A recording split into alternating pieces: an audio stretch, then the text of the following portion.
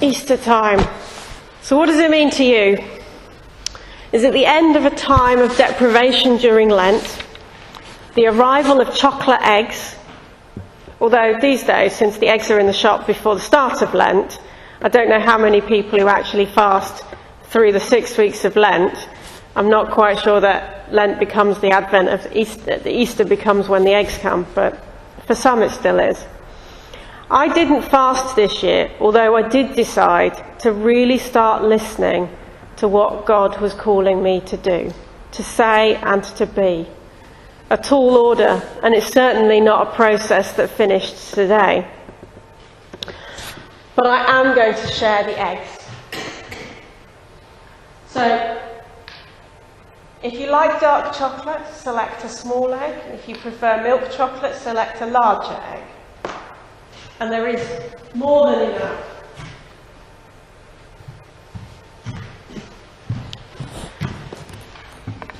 Or is Easter a time to celebrate the risen Lord? A time to remember that because Jesus died and rose again, we are free from sin? And what might sin mean to you in that context? Or is it a time to remember the ultimate sacrifice that Jesus made on the cross? All big questions. And I'm not going to try and answer them today. Instead, I'm going to follow my heart and speak about the people around Jesus and the personal way in which God's love was shown to all of them with no exceptions. God's love, as brought to earth by Jesus, was all-inclusive. And that's the message that I've heard this Lent and Easter. So the Easter story. Starting from the Last Supper on Passover, Jesus included everyone. We talk about this most times when we do communion here in MCC, but it bears repeating again. Women, children, the good, the bad and the ugly, they were all there. And despite the popular pictures, everyone was included. There was no special selection or section for the deniers and the betrayers. Everyone was included equally. Even the young man whose voice we hear at the end of Mark's Gospel, declaring that he ran away naked, leaving the cloth behind from the Garden of Gethsemane. He was there and included. As the mockers tried to deny that Jesus was King of the Jews on Good Friday, the Romans tried to substitute him with a criminal. And Jesus, still on the cross, asked his parent in heaven to forgive them all. No one was excluded. And on Easter Sunday, Jesus appeared first to those who were most often excluded, to the women, Mary Magdalene, to his mother, to Peter, who had denied him. We are told that he specifically included them in his resurrection story. They knew the truth. So how does all that relate to us? Well, it's easy to say. We're all included and there are no exceptions. That would be a very short sermon. I have bad news for you. There's another 5 pages. But it brings me to my thinking and my Lenten experience. Inclusion. I have been unable to escape it. It was almost as though I was meant to hear it. So if I was meant to hear it, I'm hoping that there's something in what I've heard that speaks to you. We've talked about inclusion in our discernment time, but for me, there was much, much more. And I've been thinking about what it means, and I find that often it means inclusive of one group, resulting in the accidental exclusion of others. Early in March, some of you know, I went to Florida for a UFMCC governing board meeting. And on the flight out, while I sat there and read all the papers that I was going to be expected to have read before I got there, which probably I should have read earlier than that, but never mind. I watched 3 films. A Theory of Everything, which is the one about the life of Professor Stephen Hawking. The Imitation... Put my teeth back in. The Imitation Game, the one about the wartime work of Alan Turing. And Pride. Yes, the film about lesbian and gay support the miners. All of those films included an element of exclusion, and how through exclusion and difficulty people can achieve amazing things. It remains sad that all 3 films have a dark shadow of pain, suffering and death. But today I don't want to labour that point. I would say, if you are yet to see them, they are well worth watching. One thing that struck me about them, as I watched all 3 back to back, was how much things have changed and how far we have come as a country in the recognition and diversity and inclusion of all people. When Alan Turing took his own life as a result of his treatment by the judicial system in the early 50s for being gay, he would never have been able to see a day when the grandchild of his machine would be the size of a watch, when he was pardoned by the Queen, or where being gay was protected by law.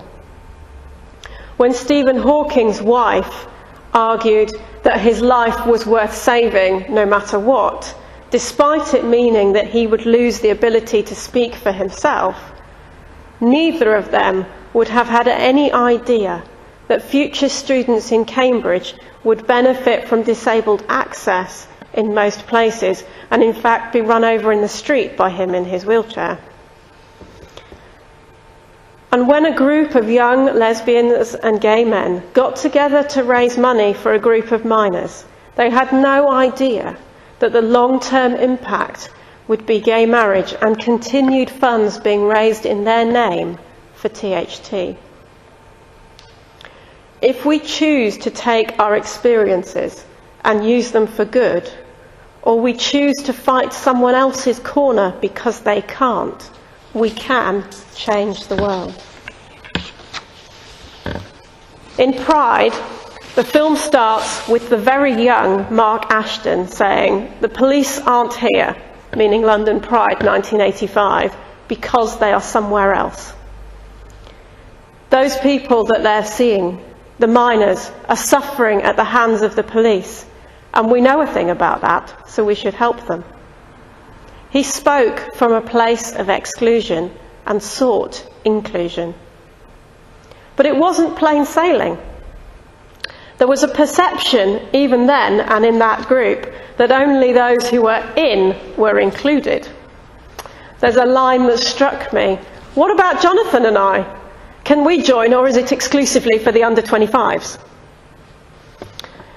And once the group was established, the lesbians felt underrepresented and so formed their own separate group, Lesbians Support the Miners. In my experience, that's a sadly common situation. It's easier to feel excluded and marginalised than to see a place where you fit in. And at times, in efforts to fit in, we lose track of where we started and what got us passionate in the first place. At the end of the film Pride, there's footage of the Welsh Miners' Unions leading the London Pride Parade of 1986. But just before that in the film, there's a moment where the political groups are told to go to the back or walk without their banners so that the march can be a celebratory party parade, much like our current Pride parades are now. In that moment, the organisers forgot that Pride marches were marches, and still, in that time and place, needed to be marches.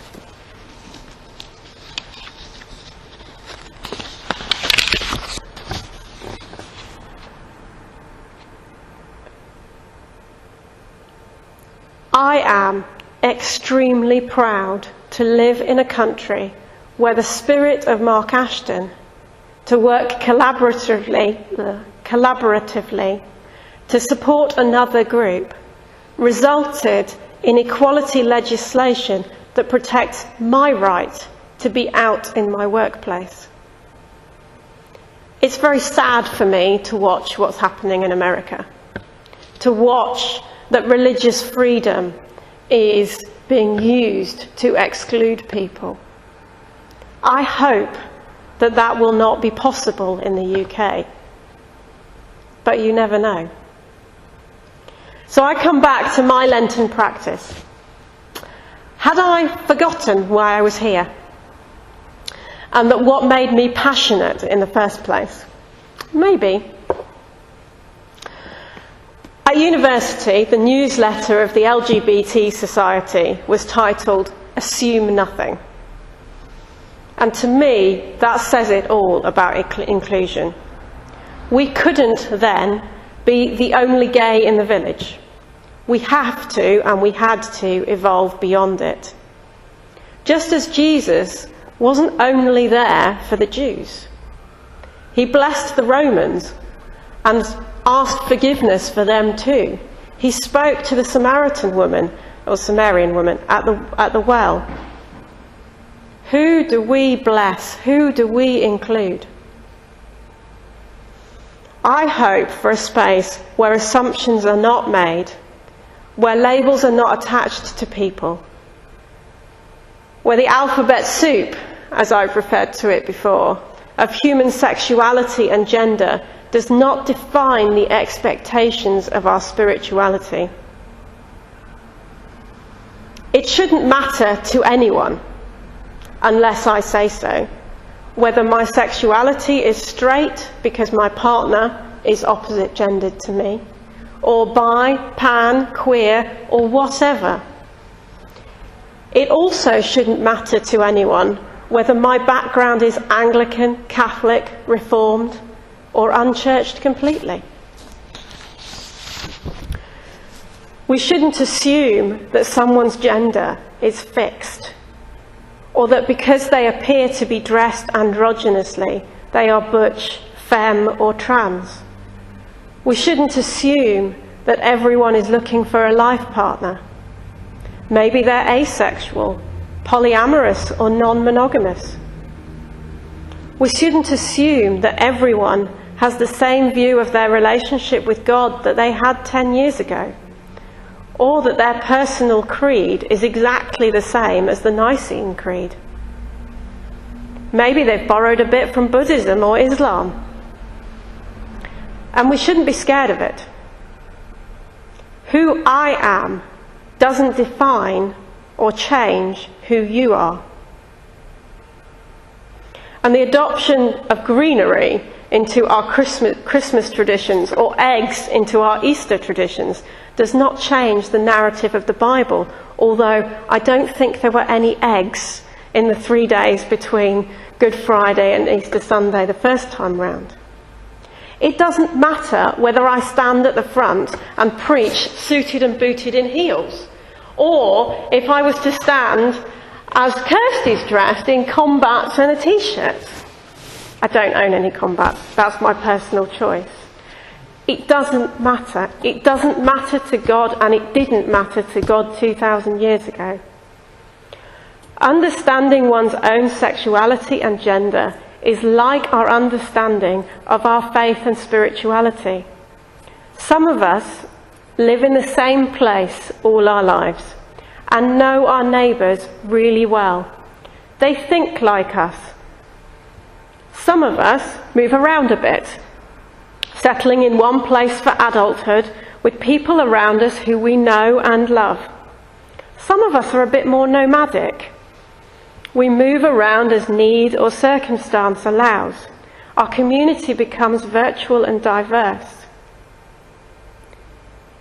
To include those nomads, whether they're nomads of spirituality, faith, or sexuality or gender, is harder. But to me, that's radical inclusion. And to me, that's where Jesus was. Amen.